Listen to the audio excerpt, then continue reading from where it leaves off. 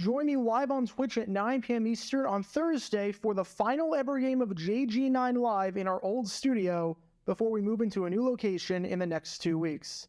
Check the link in the description to find out more. And now, on with our feature presentation.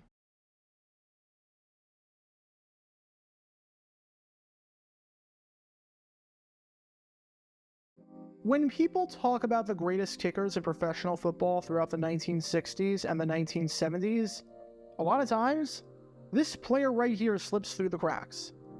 We talk about Jan Stenerud and George Blanda and Garo Yepremian, but this guy was right up there with the best of them, none other than Jim Turner. In fact, he was so good that in the long and storied history of the Denver Broncos, spanning over 60 years and 8 Super Bowl appearances, only 2 special teams players are in their Ring of Honor, Jason Elam and Jim Turner. Over the course of his 16-year career, the accolades that he won and the things that he did, especially for a 19th round pick drafted by Washington who never actually played for them, are plentiful in number and impressive in stature. He's a member of the AFL All-1960 second team, being named the second best kicker in AFL history behind Jan Stenerud. He made it to the AFL All-Star Game twice. Not only did he play on the 1968 New York Jets, as in the first team in AFL history to win the Super Bowl, but he played a huge part on that team, especially during the big game itself, when in their 16-7 victory, he hit 3 field goals and led the Jets in points scored. He led the AFL in field goals made during the 1968 and the 1969 season. He had 8 seasons where he finished inside the top 4 in his respective league, whether it was the AFL or the NFL, in field goals made. And at a time when it was almost impossible to find good kickers, Turner alleviated that pressure from his team, whether it was the Jets or the Broncos, by finishing inside the top 5 of his league in field goal percentage 8 times, including 6 straight seasons in the AFL from 1964 to 69. By the time Turner's career ended, he legitimately was one of the greatest kickers to ever play this sport, to the point where if you're creating a Hall of Very Good, he is absolutely in there. He was second in NFL history in field goals made with 304, being just one of 2 players, alongside George Blanda, to cross the 300 field goal mark. Keep in mind that at the time, only 7 kickers, including Blanda and Turner, had over 200 field goals. So a career like his was extremely rare. He had a field goal percentage of over 62%, which amongst all qualified kickers was the 12th highest in NFL history. And he contributed 1,439 points, with 697 coming in his 7 seasons with the Jets, and 742 coming in his 9 seasons with the Broncos.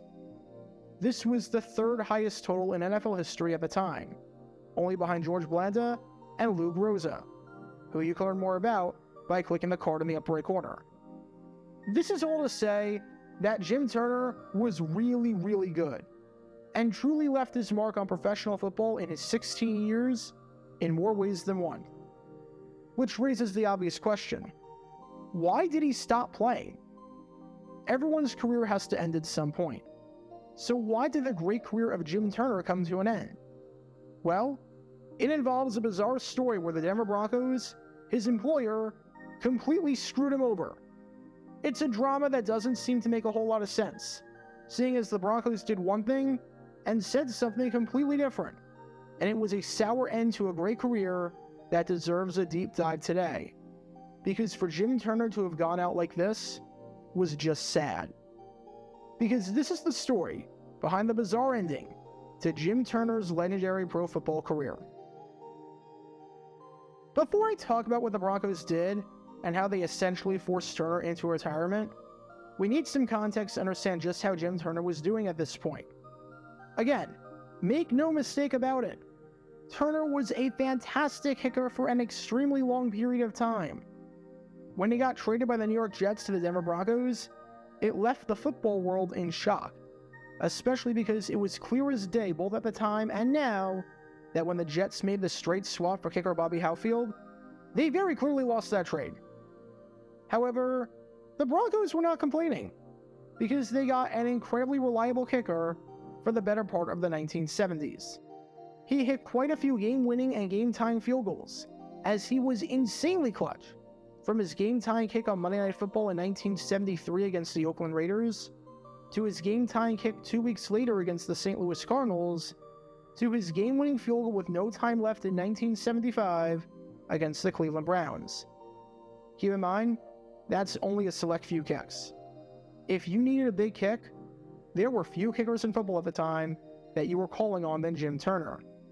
I mean, the man kicked at Shea Stadium for close to a decade, where the wind was brutal, and where there were spots on the field that were physically impossible to kick from because of the changes in elevation due to the baseball configuration. So Mile High was a breeze for him, where his field goal percentage, which was already extremely high by the standards of the AFL back with the Jets, actually rose quite a bit, getting as high as 75% during the 1975 season. And by 1979, even though Turner was not the top-flight kicker that he once was, don't get me wrong, he was still a very viable option. Turner went 32 for 34 on extra points, hitting 94.1% of his kicks. Out of 25 qualified kickers in football, this ranked 10th, so he was inside the top 40 of the league in that category.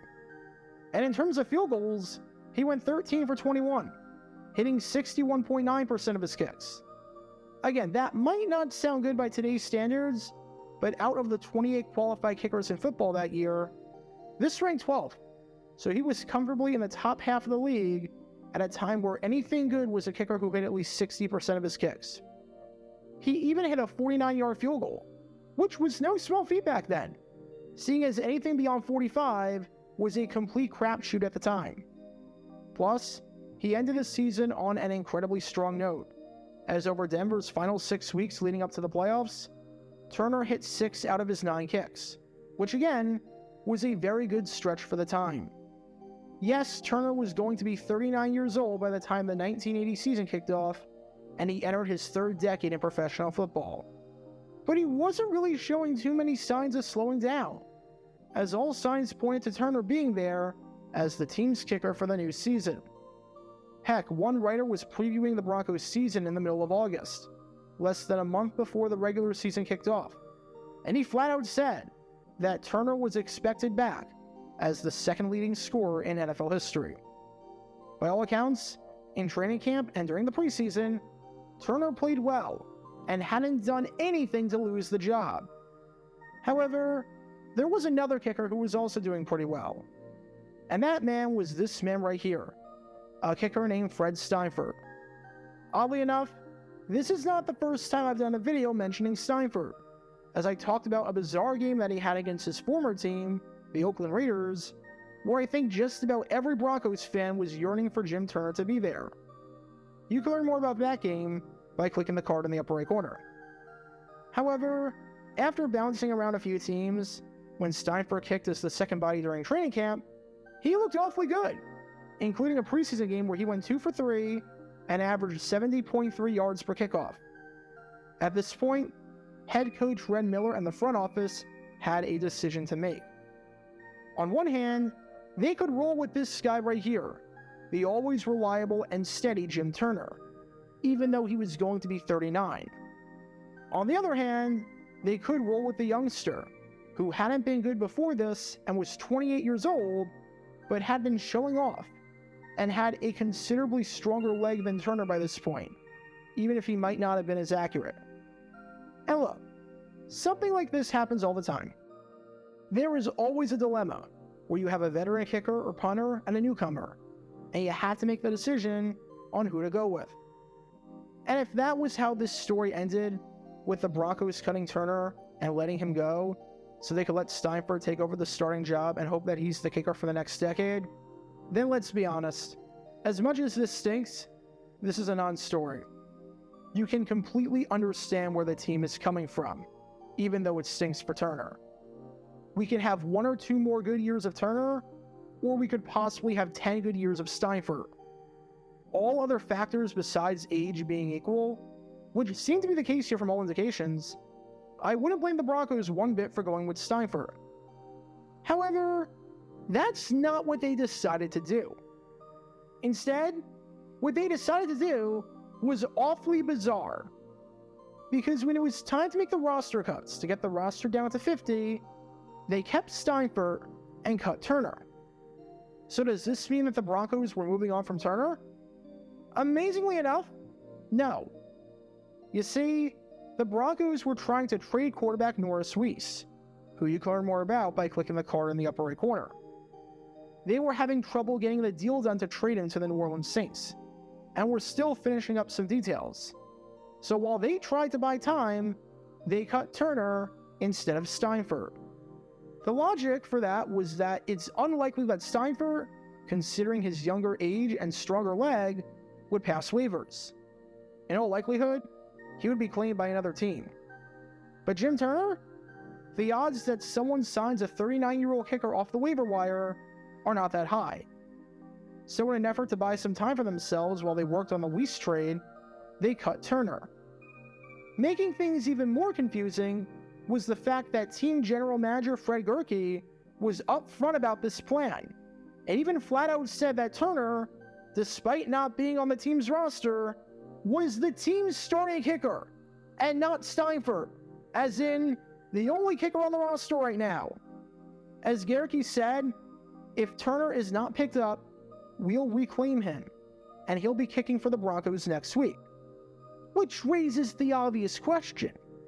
If you wanted Turner as your starting kicker, and you felt this way, then why did you cut him?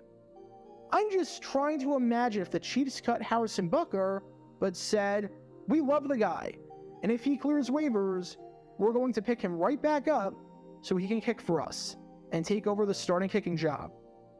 Just a bizarre way of going about things, especially making your intentions known to the public like that, and especially since you easily could have cut Steinfurt, or if you wanted to keep two kickers, cut someone else.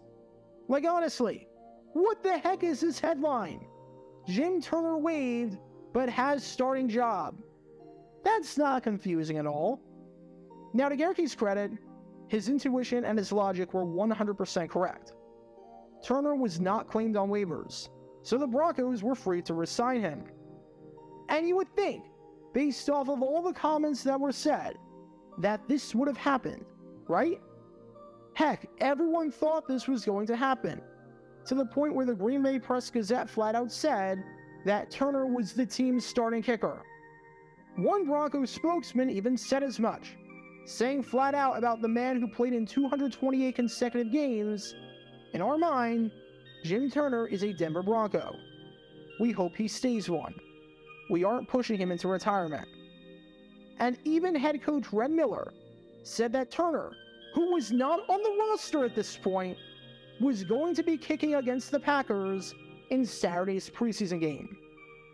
However, the Broncos then decided to add insult to injury by giving him a complete lowball of a contract offer, with the offer not including a no-cut clause. The Broncos completely disrespected him by cutting him, yet letting him know that he was the starting kicker, and then, by not giving him a contract, ensuring that he was the starting kicker. And for Turner, he ended his career with the Broncos on an incredibly sour note, because he flat out rejected the offer and announced his retirement right then and there. He wasn't going to go out like that.